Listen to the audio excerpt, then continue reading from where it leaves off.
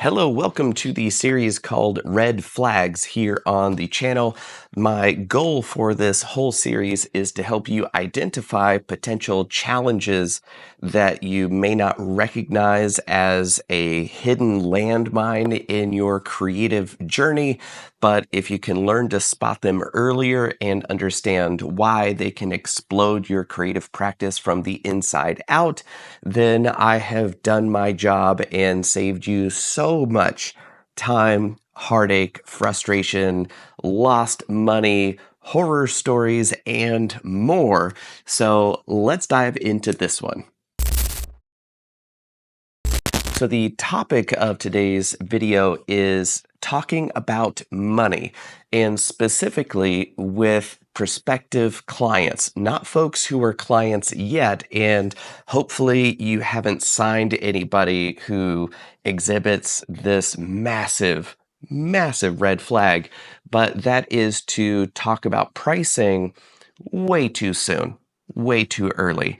And, as a creator, maybe client work isn't a large part of your business. Maybe it's all through ad revenue and that kind of thing. But working with clients can be lucrative, especially if you understand business challenges that they're facing that your creative skills can solve, that are super easy for you because this is what you think about all day long. And understanding the value of we creators and what we do, that's a whole other video series that we could start. And I want you to understand how much value there is in what you find easy. So this kind of goes hand in hand with that, because the red flag is jumping into pricing too early in the conversation. When you sit down with somebody who goes, "I love your work. I'd love to talk to you about a project that we've got." And you go, "Great." And you either quote a price up front, and that's a big red flag in my book. If somebody tells me a price before understanding what I need, that's a huge red flag to me that this creator doesn't have enough experience to handle the size project that I'm working on. And as a creator, if you have a lead who goes, "I just need this," and I hate that word just, I might do a whole red flag video about that one. But they say, "I just need this, what's the price?" And it is a huge mistake to give them any kind of number in the first 5 minutes, first 20 minutes. Oftentimes, the first 45 minutes of a 45-minute call should never touch on, "Here's what I'm going to charge you." Because somebody who is that concerned with price doesn't have the budget to support your creative efforts. They just simply don't. They don't. They might have the budget and they might be feeling you out to see if you're going to slip up and quote them a price without understanding the size project. Because if they are with some giant company and they've got a multi-million-dollar project and they need to spend $1 million of it on a creative brand redesign and they want you to do it, and they go, "We just need some brand assets. What are you going to charge us?" And you say $500, then that's why it's a red flag to them, right? So that's why leads who are pushing too hard for, "Just give me a price. I just need to know a ballpark. What are your rates?" Anything like that is a trap. It's a huge red flag that this is probably not somebody that you want to work with, because they're overly price sensitive, price conscious, and they are shopping solely on price alone, not the quality of your work, not the way that you work, not your dependability, not your ability to solve multiple business challenges with a single stroke of the pen. not your ability to translate their fuzzy idea into concrete visuals that can make them millions of dollars more. And if you don't know the value that you are able to bring to their business, then how in the world can you give them a price? So that's why somebody who's pushing for price, put it off so that you don't undersell yourself and you also don't accept their framing that this is just a price conversation and just give me your rates and I'll make the choice here. Well, if you were a doctor and somebody comes to you, walks in the room, and then goes, "All right, doc, how expensive is it going to be to get me well?" And you go, "Well, I'm going to need to know a lot more." No, no. How much is it going to be to get me better? Like that's how weird it is for somebody to roll in expecting you to quote your rates out the gate.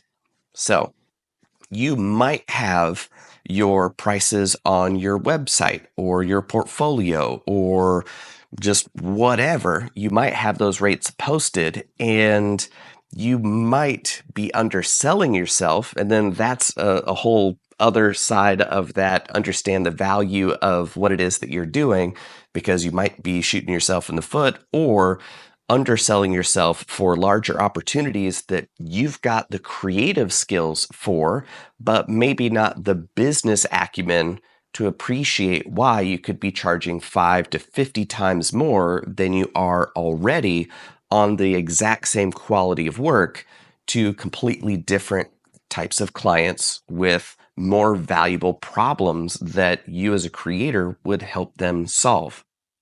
So, I see this all the time in the marketing world and the creative services world where the work that you're doing is not hours in, results out. It is creative strategy, insight, planning, making stuff and executing a vision.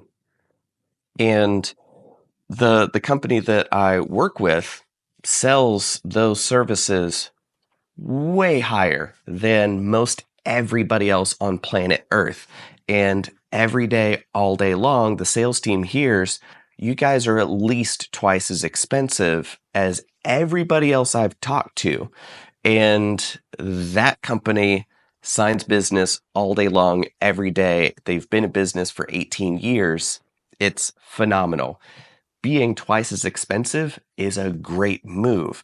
So, that's why you don't want to talk money that fast, that early at all in the first conversation with a client that you'd actually be able to help.